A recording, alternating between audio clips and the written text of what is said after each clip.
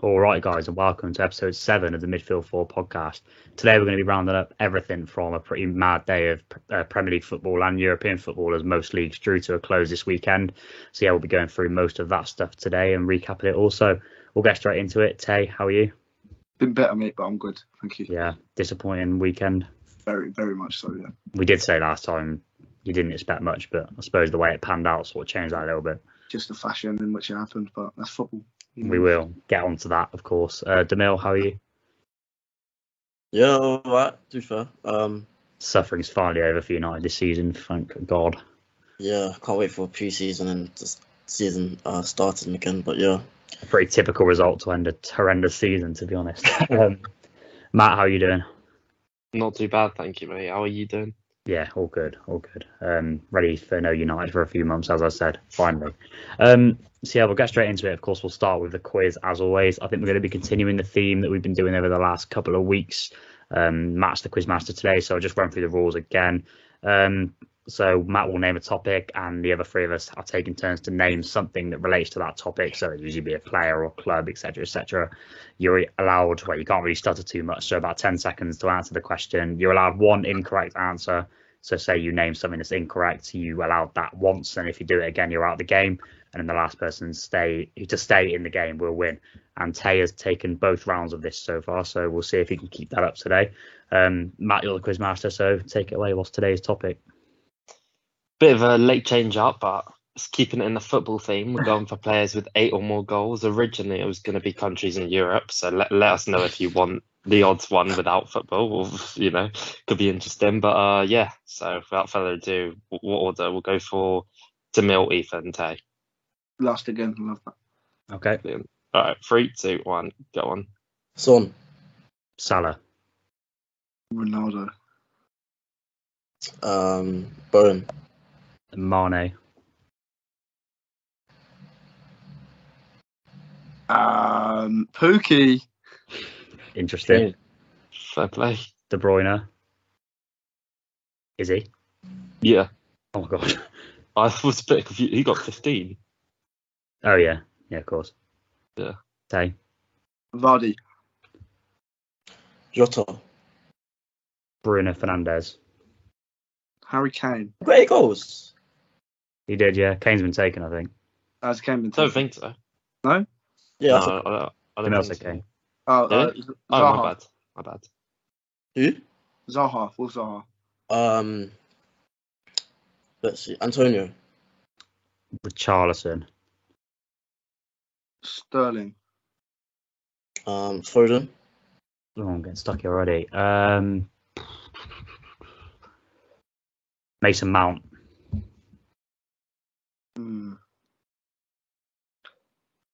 James Maddison. You got 10? 8. 8 or more. 8. Is that, yeah. Oh. Yeah, he's got 12. You're safe. Oh, wow. Saka. Of course. Smith Rowe. Someone who should have scored at the weekend. I think Ollie Watkins has got 8. He Got it, hasn't he? he's got 11, not 8. Yeah. Oh. Yeah. Wilson. Callum Wilson. Oh, that's a good shout. Yeah, definitely. He's got 8, just about. Oh, I was going to say he was injured for last season. Dennis. Great shout. Ivan Yeah, Toney. 10. Yeah, 12. Unreal season dream. Okay. Let's think. Jesus. Ooh. We got 4 in one game. 8, just about. I just had someone in my head. Where's it gone? James Ward-Prowse. Yep. Morris. Jamal's. I'm sure he does, yeah. Is it Mark? Is it Mark? He's different. Yeah, right. Oh. Rafinha must have 8. Oh, Yep. Shout. No one else has got scoring goals in that team. I Um. think Jack Harrison's got a few, actually. Not 8.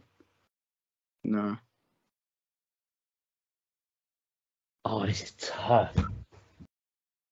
Does. I can't think now. Get the clock running. Oh, Trying to think. go 5 seconds from now. I'll say Say a name. Give Ings. us a name. Ings, unfortunately, that's 7. Oh, he That's- stakes in though. That's only his first wrong answer. Yeah, that's only one wrong answer. You're still in. Oh, okay. I think we're fully on guesses now. I'm gonna go. Okay, yeah. I'm gonna go Trossard. Just about, yeah. That's a good shout. Have we had Emil Smith Rowe? Yeah, We've had Smith Rowe.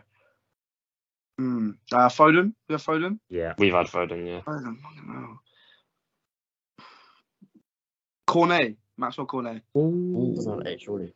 He's got 9. Oh wow. Oh, wow, damn. He had that streak early on in the season where he was scoring for fun.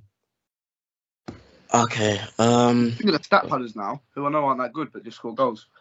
Yeah, not bad, shout. Jorginho. No Ooh. way. He did get quite a few pens. Don't think so. Oh, he's gone. I'll double check that, but I'm fairly sure not so. No, I can't even see him in the list for ages, so I'm presuming he's. he's in the wrong country. He's the other side of the world. I think Demille is gone then, so it's just me and Tay. However, I don't think I'm going to last too much longer because I'm absolutely stuck here. I'm going to go for.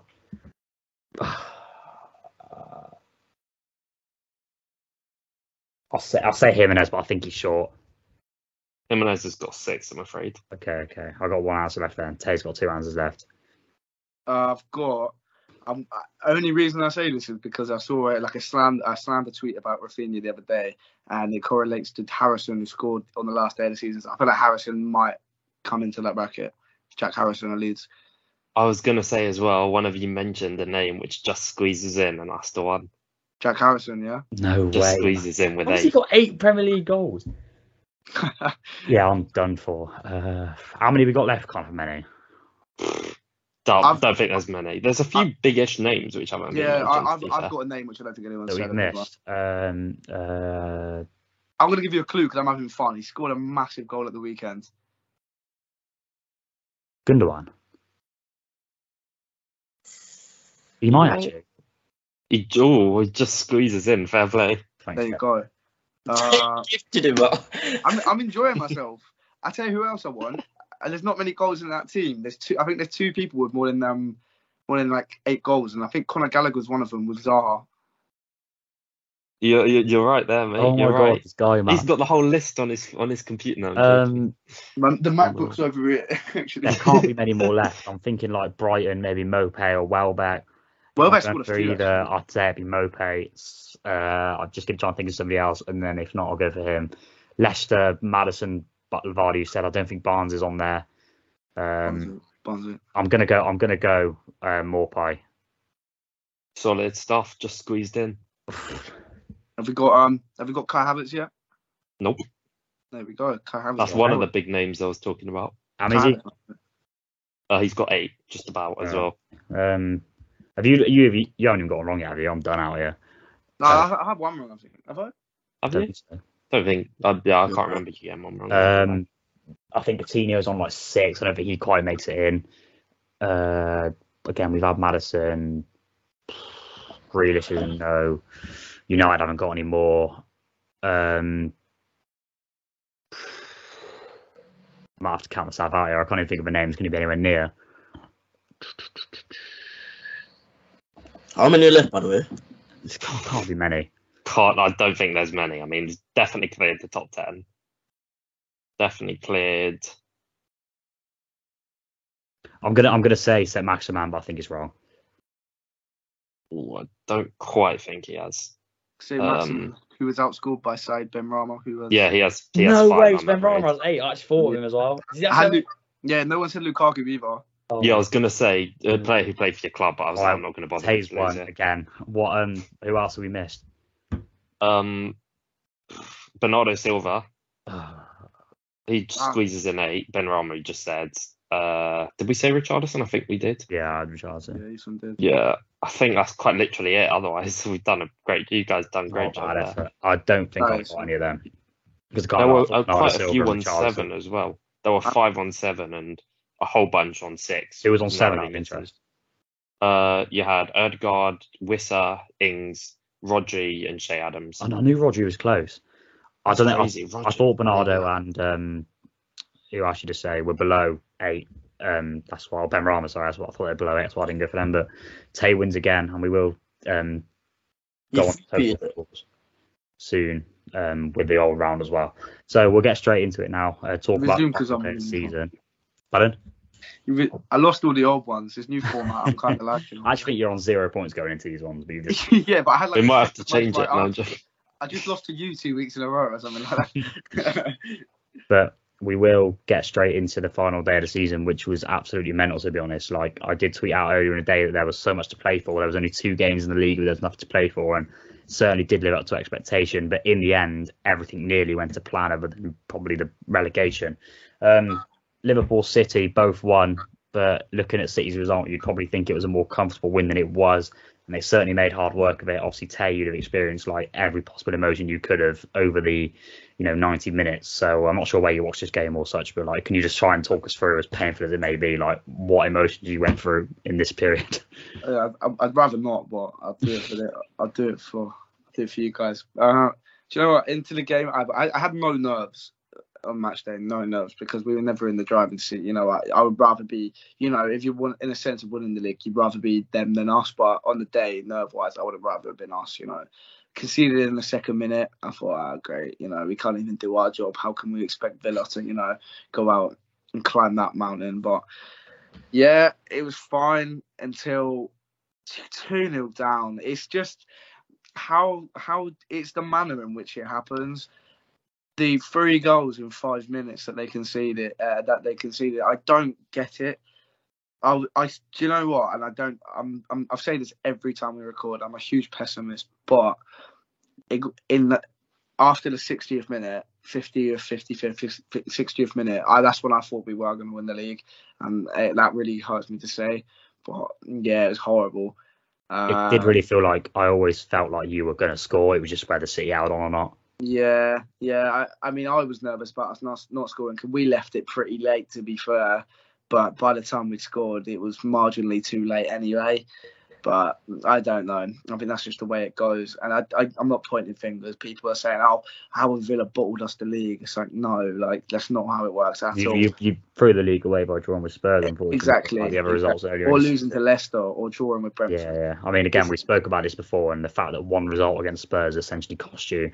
Like, it is outrageous how much good you have to be to win the league these days. But I just wanted to ask, because obviously, like the game, we won't speak about the games too much because they've been spoken about to death. But do you feel like if you just took the lead when Villa were 2-0 down, do you think that would have changed anything? No. Really? It probably would have made it harder for me. But I think things happen. It's weird, but I think things happen, in place, and I think things happen for a reason. I think it's just one of them. Like, wasn't meant to be on the day. I think it definitely could have had an effect, because if City find out that they're 2-0 down and they're not champions anymore because Liverpool have gone ahead, I feel like that maybe would panic them a little bit more, potentially. Did you see the quality of the goals they scored? Rodri's was excellent. He wasn't closed down, and I'm not going to sit here and say X is what happened because of this and, it's scripted, because I don't believe that to be true. But the quality of their goals were appalling. Like, Villa should be ashamed of themselves because, conceding 3 that fast in quick succession. And again, it's not like it's their fault, but I think unfortunately that does happen in some games. You look at goals like that and you just think, yeah, they were always going to win the league. Like, I think that's just what happens in games where you've got a team fighting for everything versus a team fighting for nothing. And I don't suggest they're not trying. And I've been asked about the Aguero moment in 2012, and I don't think it was fixed. I don't think QPR were intentionally letting Man City win. But they certainly weren't trying to stop them in that sense. Like, and that's just what happens when a team's fighting versus fighting for everything. They did the same thing in the game, and I understand what it's for. It's to push them back and get as many men behind the ball as you can, rather than inviting pressure backwards onto yourself. But both games, City have won the title on the last day. Late in the game, from kickoff, they've just cleared it to the goalkeeper. And, this is a tactic that doesn't work. It needs to stop. Other than that, what more I just think that's what happens, unfortunately. Both situations are quite similar, but it's done now. That wasn't the reason you didn't win the title, and obviously there's still a massive game to come on Saturday, and it still will be a successful season, whatever happens. But that's Villa bottling a 2-0 lead was not the season you didn't win. Where did you see that from a neutral point of view? Because I know you two are both Manchester United fans. Obviously, Matt's an Arsenal fan, but it seems like, and maybe this was just because of the manner it happened in, but it seems like everyone in the Premier League wanted Man City to win the league that day. And I wanted to know at what stages in the game you guys thought, Liverpool could win the league here, or this is, this is incredible, this is script writing. Like, I want to know how you felt during the game, because to be honest, as soon as Villa went 1-0 up, I was convinced you were going to do it. I don't know if you agree with that, Demir and Matt. No, not 1-0 up. Just because there was so much time in the game by then. I know City hadn't had a shot on target in 45 minutes, but the quality they possess, as you said, it's only 1-0, so anything can change. You don't need to. You can score 2 goals and you win the game. And see, it's not that easy though, man. Like, especially with that pressure, so much pressure on them. They've been there before. Well, but their quality, their quality team. Like you say, it's not easy. It's not easy for normal teams. This isn't a normal team. It's an extraordinary team, and such an elite coach and elite players, and they have the home advantage. When it got 2-0, that's where it gets hard, because you're thinking 15 minutes you have to score 3 goals. That's the odds on that are very, very slim. That's when it sunk to me that Liverpool probably going to do it. And I always thought Liverpool were going to score during that game. I thought 3 minutes in, I still think Liverpool win the game. Like I say, Villa scoring, I still think not as comfortably as Liverpool, but I still think they would have scraped through or something. And both teams did win, so it's not like someone didn't do their job. It's just the man of the defeat. Well, not the defeat, but the victory to City, and I guess the defeat, for Liverpool. It was never going to be straightforward, was it? The way this season's gone. Matt, I don't know if you got anything to add on that before we move on. To be honest, it was really weird for me, because usually at football, I was at the game, Arsenal game, so I never check my phone on football, bar the odd picture. But given Everton were on the beach, we were cruising. I was refreshing my phone every few minutes, and when it got to 2-0 Villa, I'm thinking, I'm just waiting to see an Aguero moment for Liverpool to win it for them at this point. And then all of a sudden you see 2-1, 2-2, 3-2 in quick succession, and you're like, well, that's because City, notoriously, as good as they are as a side, they're not good at coming back from behind. So a lot of credit's got to be given to them for it to be all right, this is our moment. There's no point. I think Neville said on commentary, there's no point feeling sorry for ourselves or anything. It's literally just all down to this game. And when you find yourself 2-0 down, it doesn't matter who you're against or anything. And 60th minute, 65th minute, also when Coutinho as well as the scorer, it's just all the narratives just coming through. It really did feel like Liverpool would just nick it in the end and City would lose out on the league to Liverpool. But then City did brilliantly, really, to get those 3 goals in quick succession. I mean, quick succession, all those 3 goals in 5 minutes, I think? Yeah, thank you. That's bonkers to think about, to be honest. Yeah. It's like having your heart ripped out. City could have come out and won the game 3-0 and I wouldn't have had an issue. It is. I did tweet at the time as well. It's an absolute sickener. And I'm not one of those who's avidly saying I really want City to win the title, because quite frankly, I hate them equally as much as I hate Liverpool. So I wasn't really pleased either way. I was just enjoying the drama, to be honest. But yeah, a crazy way to end the season. But you were surely supposed to see for that. Of course, come on. I'd rather City won it, but I couldn't sit there and say, I'm so happy City just won the title. But the way people are celebrating it is absolutely crazy to me. And I don't want to sound like a victim, and I probably will sound like a victim. That's exactly what it is. But why is it? Oh, I know. People have had their vendettas and saying the media want us to win the league. And do you know what? From some of the things I see on social media, I don't detest that at all. But I don't understand why everyone else is sitting around and being so happy for Manchester City. And I guess that when you're not in the race, it's you can just sit back and enjoy it and pick the worst of 2 evils. in your opinion, of course. But I don't understand why clubs and why fans of Chelsea, Tottenham, like anyone really, are saying, "Oh, well done, City. They wouldn't have heard the end of it if the Scousers won it." It's like, yeah, but why? Is it just because City aren't irrelevant? City are going to be the biggest club in England in 20 years, 30 years time. And I don't know why no one seems to care about this now. Obviously, I'm upset because I'd rather win the league. But for me, it's embarrassing that other fans are doing this. And that's my point of view. As a Man United fan, I feel like there are some... Me personally, I feel like every United fan should have supported, or maybe not support, but should have wanted City to win other than Liverpool. Liverpool could have gone on to do, they win the league and they're most likely to win the quadruple. That momentum... I hear that. Say for example, next season, us and Man City swap. So they win both domestic trophies, join the Champions League final, and we've got it all to play for in the Premier League like they do. And that's all they have to play for. Do you want City to win the league then, or do you want Liverpool to win the league? As in, it's the other complete opposite end of the and yeah, no, I don't. It was purely based on the quadruple. I don't think I can't sit here and say I'm happy City won the league. I support City. No, that's just not. I just wish people, when they win things, would just enjoy it and celebrate rather than gloat at other people's faces. That's just really strange in my view. Anyway, like when United eventually get back to the top, I won't be going on Twitter and ripping into people I've never met. I'll be celebrating. It is weird. Like you know what as well? What I find really baffling is what you were saying, Tay, about like Liverpool people celebrating. I've honestly, right, like as an Arsenal fan, I don't like get a point why people hate Liverpool. Like it doesn't really ever make sense to me. Like United fan, fair enough, you don't want Liverpool to win the league. At the same time, you shouldn't be celebrating. The only fan base I can fully justify is Everton because they've got affiliation with City. Well, but we do. United. Yeah, but we're City. They're City. They're still our City rivals. Yes. I don't like rivals. They're not, but they're our second biggest. They are. Yeah, and the state we're in, I can't bring myself to be happy about anyone else winning anything like that. But again, I think Liverpool's our biggest rival. So I think as well for like me, given how we haven't quite been a Champions League side in recent years, or in that sort of mix, it's kind of felt better just to enjoy the football and the teams above us. So that makes it even more confusing why everyone's so.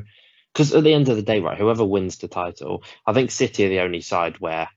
Obviously, you'll see fans loud about it, but you're not going to go into work or something and start getting memed or whatever about City winning the league, which maybe you would from Liverpool, because obviously they're more of a global fan base and stuff. But in a general sense, it just never really makes any sense to me. Like, there's nothing. Like I said, I don't know why people act like that anyway, to be honest. But yeah, that's true. It's quite strange. But the state United are in, like what.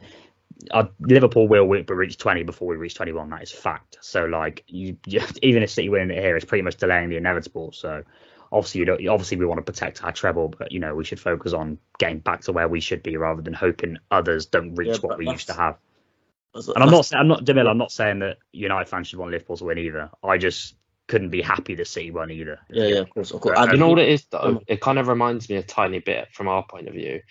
Like when Liverpool didn't go invincible. Yeah. It's just protecting what you had in the past, but like, I understand. I hear that. It's obviously like I do hope we remain the only team to win the treble forever, but why don't we focus on winning our next treble rather than hoping other teams won't? But anyway.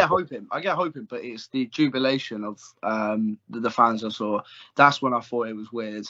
Like genuinely, like if for example, if the shoes on the other foot, and I know we talking about this for a while, but I know if there's the case of Everton or Manchester United or even Man City, like yes, I would prefer probably Everton to win it because they are, in the same sense, Man City are no longer irrelevant. They are a huge club, but in the same sense that Everton haven't won anything in a while, I'd rather Everton do slightly more than Man United do. But I wouldn't be on Twitter going, yes, Everton, well done. Yeah, that's exactly that's what I find weird. But anyway. We'll move on from that. Certainly an interesting debate to have. We'll talk about top four, which was pretty inevitable the way it was going to go on the final day because of Arsenal's result previously at Newcastle, and we held back talking about that just on the off chance that it did go the other way. But Spurs have secured it somehow. Still don't really know how, with a pretty easy routine win against Norwich in the end. Arsenal also doing their bit by beating a very on the beach Everton side, as Matt said. Don't want to talk too much about the games again. Just want to ask you, Matt, obviously very disappointing end to the season. really crumbled when you needed to most, which is very disappointing in your sense. The main question I want to ask is, are you worried that not getting top four is going to hold back the whole rebuild process for Arsenal? Ultimately, no. I'd love for us to get Champions League.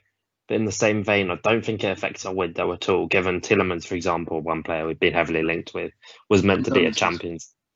What? Condolences. It's meant to be a Champions League only signing, and it's very likely that happens. Gabriel Jesus, same. Other players will sign same. We've been in contact with Osimhen's agent, etc. If we sign those sort of names, if we sign... The whole thing is, I feel like people, in a general sense, they get too caught up with on paper. So it's like, oh, you think X team's going to finish above Y team on paper. That's just not how football works. But if you get the amount of points, beating, all the lower sides and do better against the top 6 sides, you'll accumulate a lot of points. It doesn't matter what your rivals do or anything.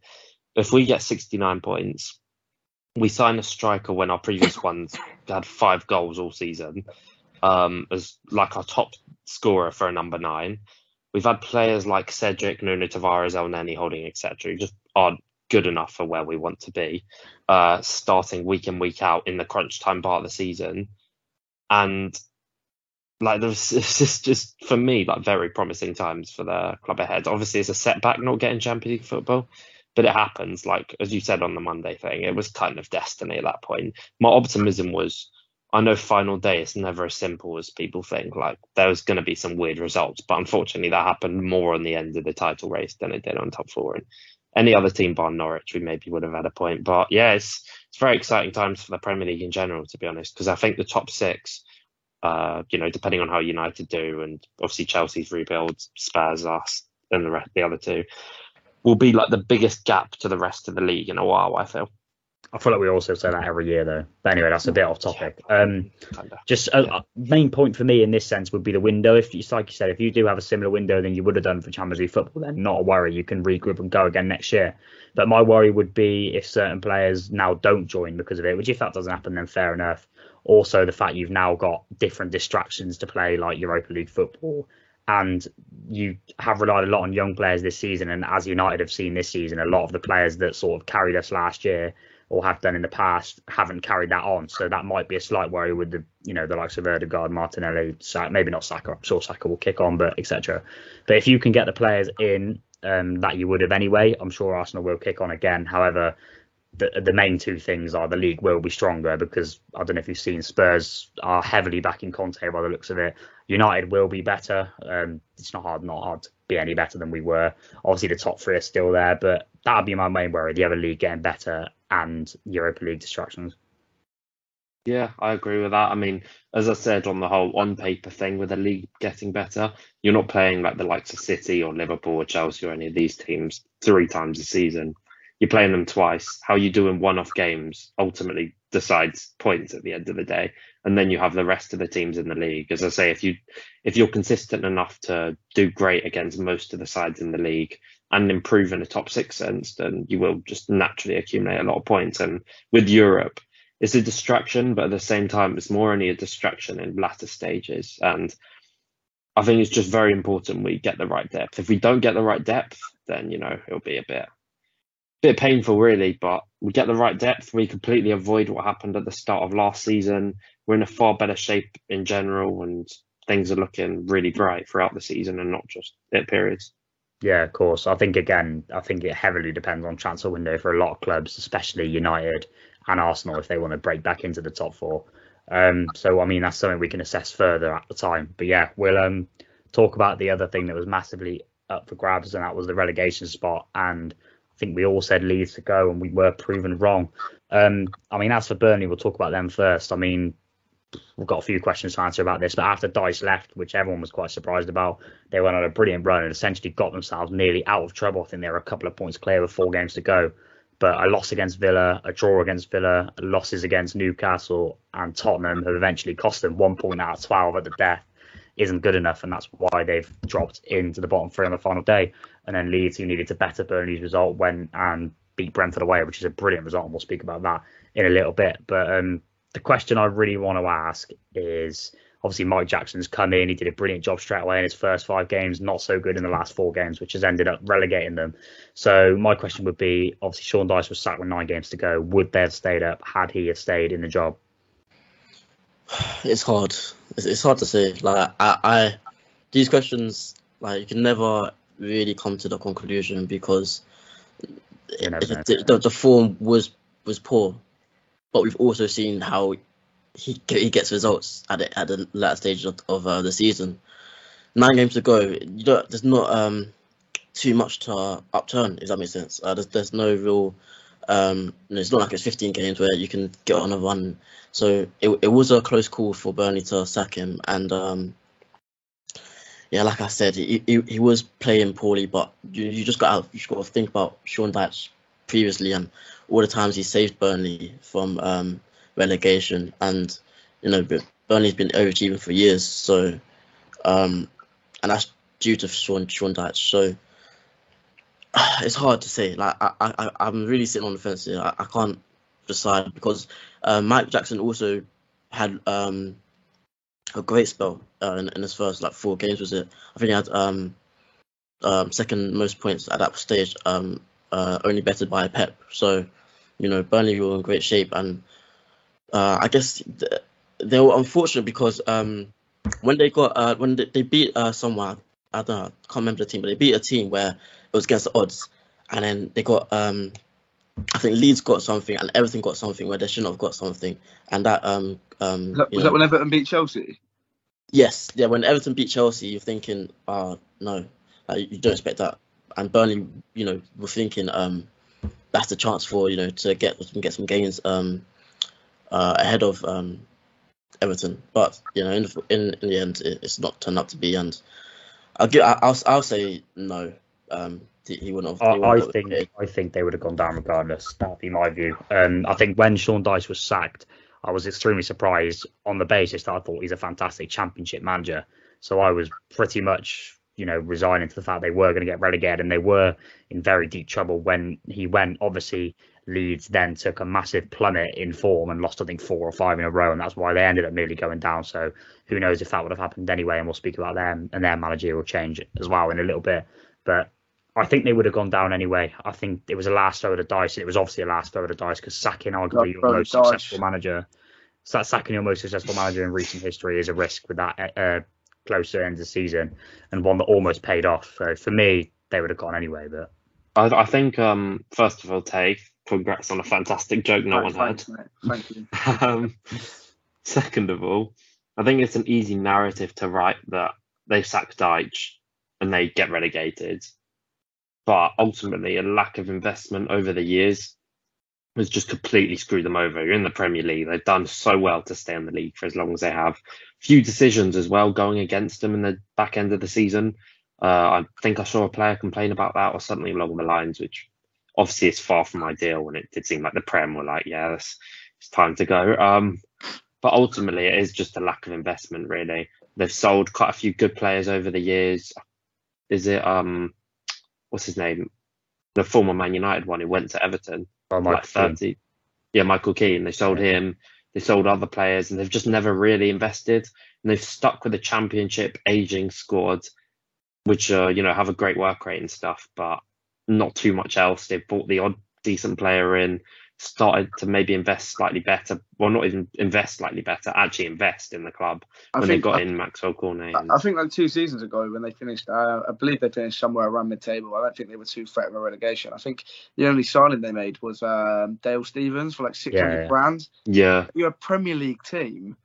I don't understand that. But then they had, this is what we wanted to get onto now. Obviously, we had the investment takeover this season, which came in, which was looking very promising for Burnley fans. But I'm not an expert on this situation, so if there's any Burnley fans listening, you will have to educate me a bit more on this. But I believe they bought the club on a loan or something along those lines. So now they've been relegated and they're losing out on Premier League money. It might screw them over massively long term. And not only that, if it wasn't for that and they had a stable situation behind the scenes, I'd say they've got a pretty good squad to get out of the Championship. However, James Tarkowski is already going on a free, who they turned down 40 million bids for as of last season. Yeah. Massive asset going for free. Obviously, they've got some good players like, Val Veghorst, obviously, they've got, who hasn't been brilliant, but he's still better than the Championship. Maxwell Cornet as well. You've got Dwight McNeil, you've got Ben Mee, you've got Nick Pope. Like, are these players going to stick around in the Championship? I would be very surprised if Burnley came back up with all this going on behind the scenes. I think it is important to note with your original question that Michael Jackson came in and had a really nice run, and it looked like Burnley were very solid defensively, but had that extra attacking bow to them. Obviously, that Villa loss away from home was a bit of a killer. Or sorry, at home, when they lost, I think 3-1 at home to Villa and only got consolation last minute. That type of game was a bit of a killer because they had looked really good beforehand. Obviously, losing to that penalty against Spurs was tough. Even the red card, I think, just a bunch of misfortune as well has not helped them in the slightest. But ultimately, I think the best conclusion really is just you can't expect to stay in the Prem for as long. They've done unbelievably well to stay in the Prem for as long as they have. But ultimately, it felt like it was inevitable that their time was up when you're just not signing players. You're keeping a Championship squad, let alone an aging squad. You're losing key players and not replacing them, bar obviously Weghorst for Wood, and that's that really. And it's unfortunate for Burnley, but yeah, it'll be interesting to see as well how parachute payments do for them in the Championship. And I think the parachute payment is it will help, but how much will it help? Because they have to. I'm not sure on the ownership situation. 65. I'm not too clued up, but apparently 65 million they have to pay back. Yeah, and the parachute payments, I think 80 million. But again, with lots of players potentially leaving, ownership up in the air, it's a recipe for disaster when something like this comes along. And I wish them well because, great fan base. I went there earlier this season, great stadium, very historic, and I wish them the best. Hopefully, it doesn't spiral out of control, but I would be surprised if they came back up straight away. And hopefully, it's not good to see clubs ruined by ownership. So hopefully everything will be all right. Again, I'm not too clued up. I would have to look into it in a bit more detail. But yeah, Burnley drop. Finally, it seems like they've been, dodging it for a long time. But fair play, little fish in a big pond, and without very little investment, as the guys have alluded to. Sean Dyche did so well. I think it's the right decision to sack him, but it's unfortunate in the end that it has come to this. But Leeds were the beneficiaries of that, who sent the away end into unbelievable carnage when Jack Harrison scored that winner. A team that I'm not very fond of, to be honest, for obvious reasons, but they played well on the day and they deserve to stay up in the end. Obviously, massive fortune by Sergio Canales' crazy red card after taking his shirt off for the goal and then getting booked 1 minute later, which is just ridiculous stuff. And then their centre-back Ayer going down with an injury when they're out of sub. So Leeds were playing against 9 men when it was 1-1 for the last 20 minutes. But they were in a pretty weird situation because I don't know if any of you guys, you wouldn't have watched the game, but I did because I was with my friend who's a Leeds supporter. And they didn't look like they really knew what to do because obviously at the time Burnley were losing, but if Burnley equalised, Leeds would be down. So I don't think they really knew whether to attack, to defend, to keep the ball or anything. So they just seemed like they were passing the ball around and letting the game peter out. But they got that killer blow, which they would have had enough anyway. But from Jack Harrison on the edge of the box with a deflected shot, obviously Brentford nothing to play for, but Leeds huge. And again, I'm going to ask a similar question. Bielsa obviously was sacked with, I think, 15 games to go. Jesse Marsch came in, who, like we said on this pod, has been treated disgracefully by a lot of Leeds supporters, has ended up doing the job and keeping them up, and I'm pleased because I'm a fan of his. I think he's done a brilliant job. Would they have stayed up if Bielsa had stayed? No. Not agreed. Yeah, no chance. They were conceding about 30 a game, weren't they? Yeah. And, it's quite ironic that they almost went down on goal difference, which would have been obviously down to, Bielsa's team shipping however many goals a game. And, when Marsch came in, they did well and they got a few points. And it's weird because these two questions I've asked about Burnley and Leeds pretty much contradict each other in a sense. But I think, obviously, Bielsa went first, Marsch went on that good run, which then pulled Leeds way out of contention.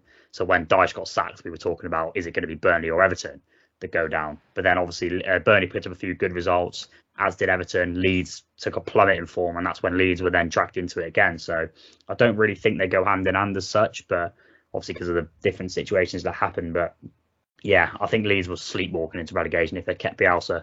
And obviously it was a really brave decision because of how much the fans do worship him.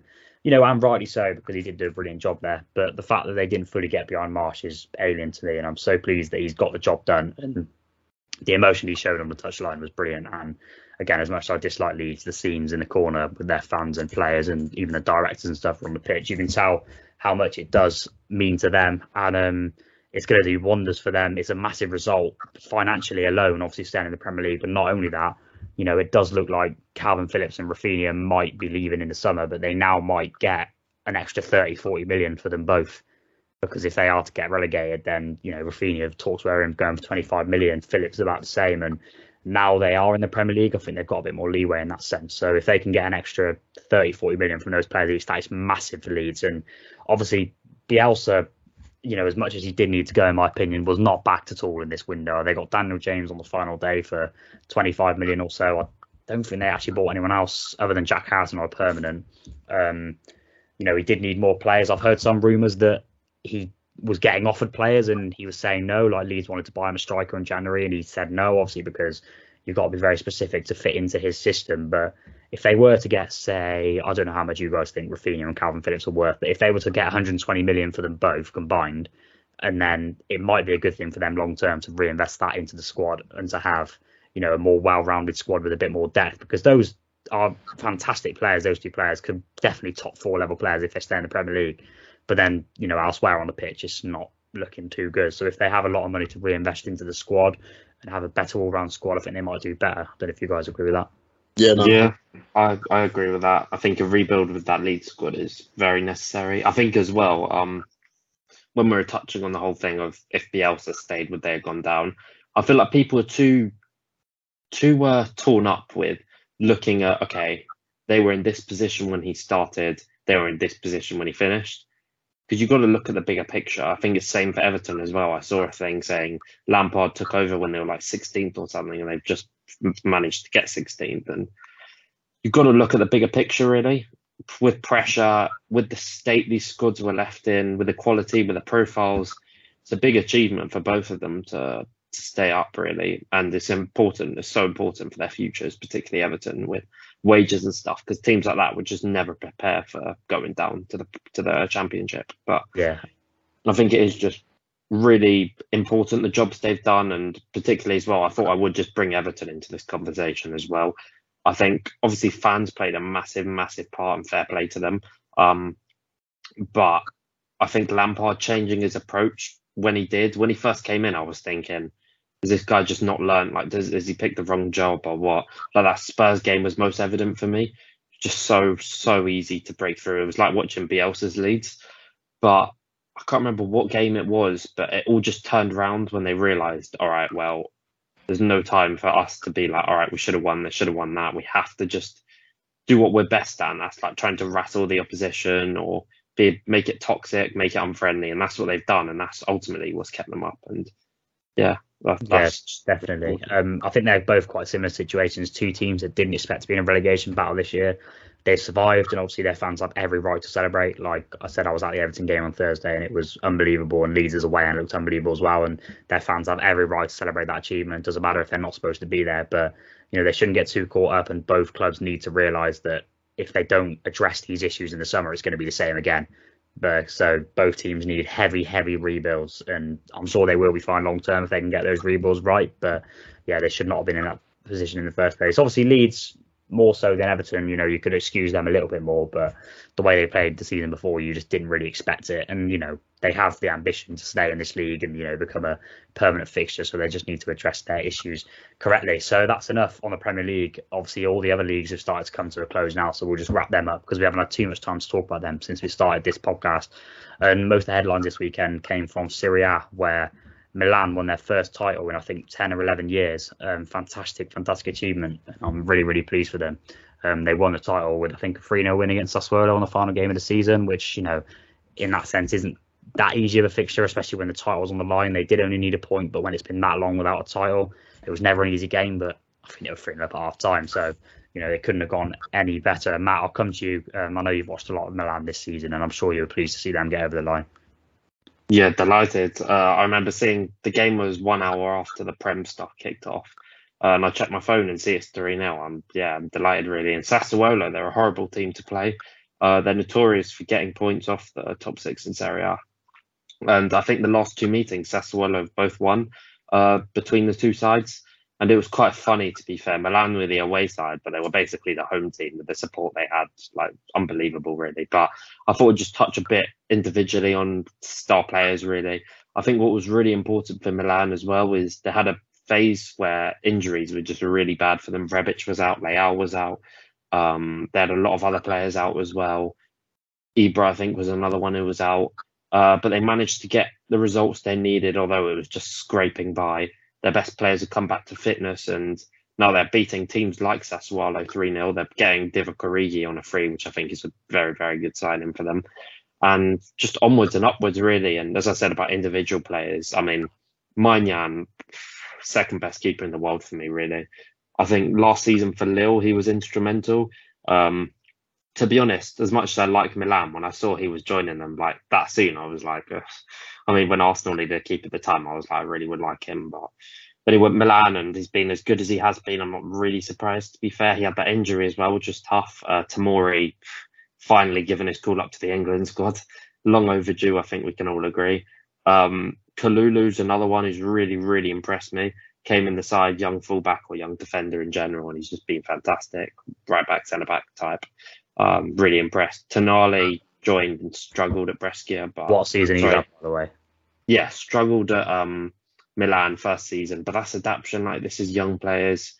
Some players adapt at different points, and he's had a fantastic season. He's really shown like an all-round game to himself. I know some people try liking him like Pirlo. He's not that type of player. But I feel like he is an all-round player, like really so. And some of the runs he's made into the box, Leao to Tonali, has happened quite a few times this season, and that's just a fantastic combo. Kessie going Barca, great signing for them. He's had a really good end to the season and really good servant in general for Milan. And then the final player I'll probably touch on, Giroud as well. Fair play to him. He's done what Giroud does best. That's get big goals, big games, and really impressed me, to be fair, given his age. Obviously, complete veteran of the sport and stuff, but given his age, he's been really clutch, got some important goals as always, and just fair play to him, really. And Rafael Leao, I mean, he's got the MVP, and rightly so, because that guy is, if I'm Real Madrid, if I'm City, if I'm any one of those teams, I'm putting any sort of money to get that guy.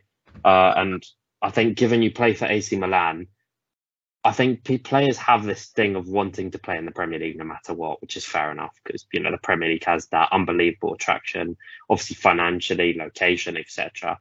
But I think at AC Milan, a club of that stature, winning the Scudetto, I think that's an incredibly attractive place for players. And I don't see it being a thing of, all right, this player's got an offer from Man City, they're going straight away, if that makes sense.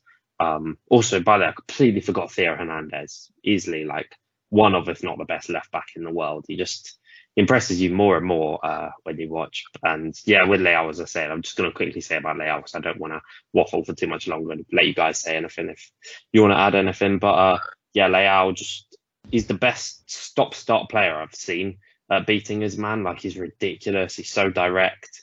He's become a lot more composed. His retention's improved. He's just speechless, to be honest. Unbelievable player, and he's been a massive, massive asset to AC Milan's Scudetto. And yeah, those are just some of my favourite players from this season and the best performers, really. I don't know if you guys got anything to add on that.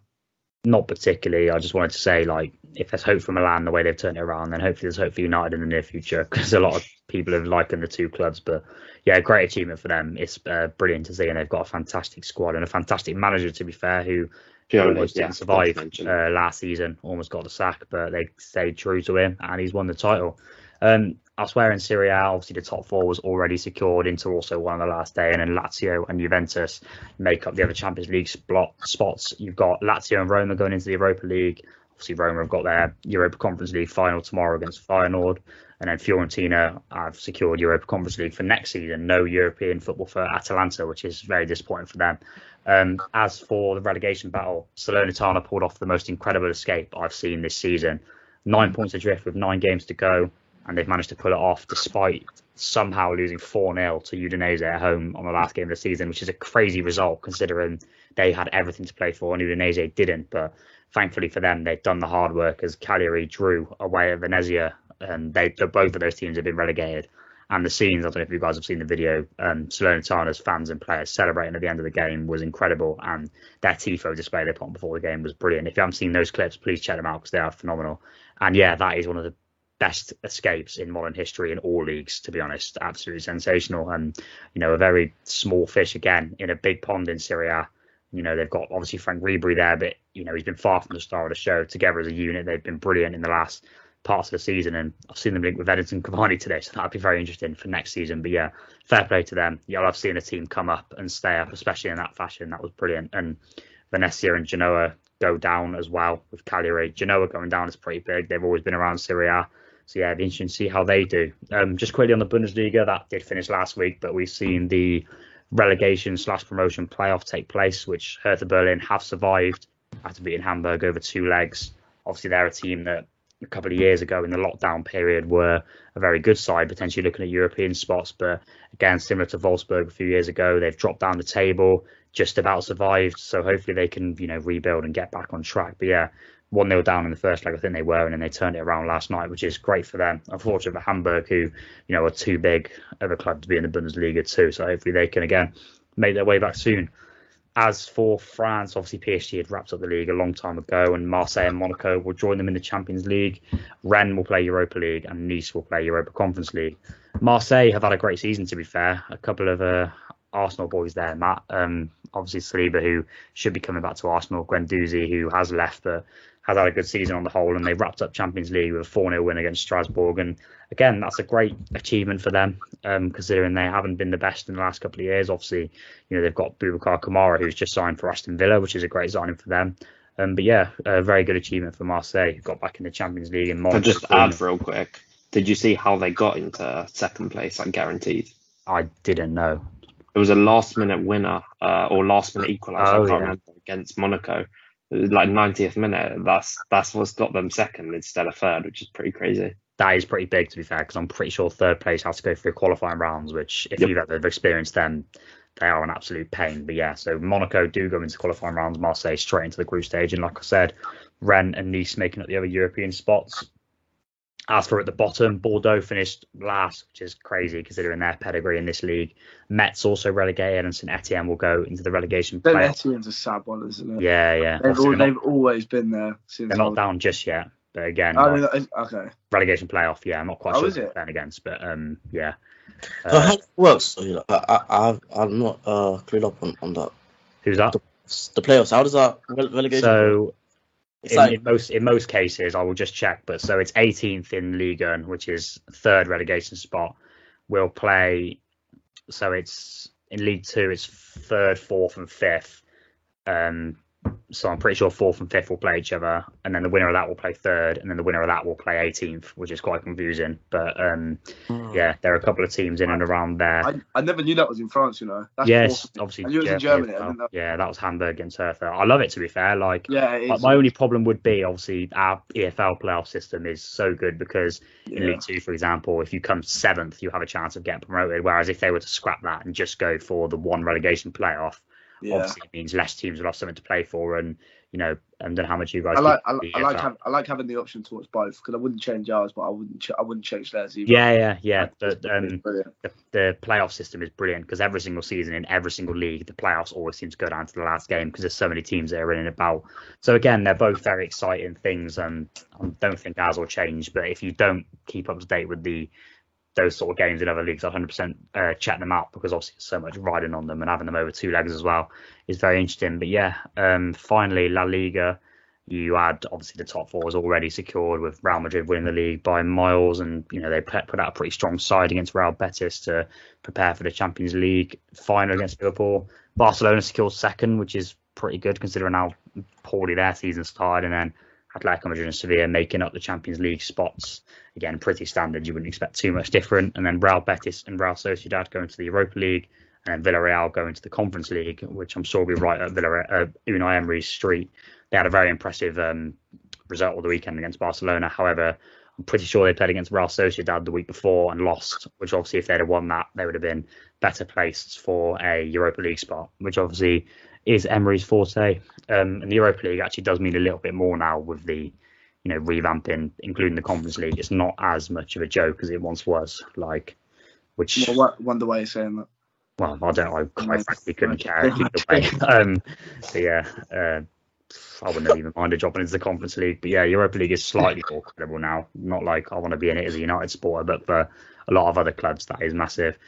As for relegation, Alaves, Levante, and Granada dropped. Granada, who were in the Europa League last season, as we played them on our way to the final, so that is pretty mad how they've ended up dropping down. But as I can see here, they played pretty well at the end of the season with 7 points from their last 4 matches, but obviously the results before meant they got relegated, which again, so many teams in these leagues that were so successful. I've just mentioned a few, like Hertha Berlin, you've got Bordeaux and Etienne, Granada.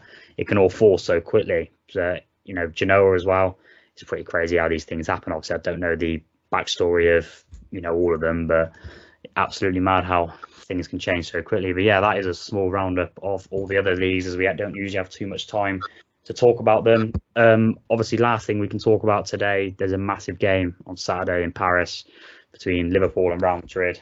Tay, I'll come to you. I've just heard you say you're going to Liverpool to watch the game with a lot of other fans. I'm sure that'd be a great occasion. So what's your thoughts with 4 days to go? We're going to win it. I've decided. That's it. You're not getting anything else out of me. We're going to have a great game. Neutrals are going to love it, and they're going to hate it because we are going to win, and that's just the way it's going to go. Listen from Tay? Yeah, that's not the usual Tay. Yeah. I'm changing it up. I'm changing it Exactly. up. Watch this work. Okay. Who's We're going to win. Actually, wait. If Thiago plays, we'll win. if not, we'll lose. What's the score? 7-8-0. I don't care. Nah, 2-1. 2-1 Liverpool. Extra time, normal time? Let's be honest, probably extra time. Let's be honest, everything's going extra time in a minute. Yeah, that is very, very true. It will certainly be a spectacle. Sadio Mane will win it in extra time. For me, I can't see anything but a Liverpool win. I think, Real Madrid have got this pedigree, and like we said so many times, they have pulled out the bag so many times, but Liverpool are just a way better side. They just are. Can I just bring up quickly? Well, I was thinking about this during the week from when we recorded today. Do you remember? I think 2 episodes ago we were talking about Madrid being on the beach so early and whether this is an advantage. Seeing that all of our players seem to be dropping like flies, you would think that is an advantage. But do we all still stand on the fact that I think we all agree that it's not really an advantage to have nothing to play for 3 weeks before. I mean, I've been keeping an eye on Madrid's lineups, and I think they've gone pretty weak up until the last game at La Liga, where they've probably put out the side that they will field in the final, providing any injuries or anything like that. But side already determined. Like I saw some article from like Marca or something like. Knowing how early they released their team news, probably. But at the time, I still think I was right to say what I said. But obviously, since then, Liverpool have had a few injuries, and they've also, just had happened what happened to them on the final day of the season as well, which obviously is quite mentally draining. And Madrid have had a bit of time. Do you think that'll make them hungrier? Or not? Potentially, it could go either way. But obviously, Madrid haven't played together. They've only played their strongest team once, really. I mean, I know they smashed, I think, Levante 6-0, and then they drew with somebody and then drew again with Real Betis. So they've had, it doesn't really matter in the sense, and they've, their players will be more rested, but that could go either way, like you said. One last thing, when they from a tactical, I don't really when we're talking about football, I don't really go into too much tactically. I usually leave that to Matt. That's his forte. It's not really mine. I'm a vibes kind of guy. But if you watch Ancelotti against Klopp, you have Napoli from a few. If I'm right in saying, you got Napoli from a few years ago, the Champions League, and you also have Everton. If you go back and watch these games or watch highlights from these games, you notice that our fullbacks are, absolutely suffocated to death by the midfielders. So I feel like this is a game that's definitely won in midfield. That's why I think Thiago was such a big, such a big player to have in this game. I think Valverde should start the final if I'm a Real Madrid fan, or even Camavinga over Toni Kroos. I think the other two definitely pick themselves. But yeah, if you go back and watch those games, I remember Napoli was one of the most frustrating and worst games I've ever watched from a Liverpool fan's point of view. So Trent and Robertson are obviously huge in this game, and I think Valverde is going to be following Robertson around like a dog. Do you think Valverde will play sort of as it's not the right of the front three, but that's where he has played before? Yeah, I think I'm sure I say this all the time and embarrass myself, but I'm sure Ancelotti knows quite a bit more about me than football. But you would think from an outsider point of view, to nullify our creativity from our fullbacks, given the fact Thiago might not play in the game. He would definitely play there. Yeah. I think, and I'm not just saying this is only something Valverde does, but if you look at Fabian from a few years ago, or even I can't remember who even played against us at Everton. I don't know if Alan was there. Yeah, but like just hard-working midfielders who suffocate our fullbacks, and that is obviously where our creativeness comes from. So I'm a little bit scared, but I'm very optimistic as well, actually. I'm excited. Yeah, it's going to be an interesting spectacle for many reasons. And I completely agree with the Camavinga shout. I think him playing would be very, very beneficial for Madrid because he's shown how much he can offer in there. But yeah, we haven't got too much time to speak about that. We'll obviously cover that in the next show. So, enjoy the game wherever you're watching. Massive game, last one of the season, other than the EFL playoffs, which continue this weekend, which if you have chance to watch, I definitely would recommend, as they always provide so much entertainment. It's my favourite game of the season, the playoff final. Yeah, I love Sunday. It. Obviously, I'm watching it 90% of the time.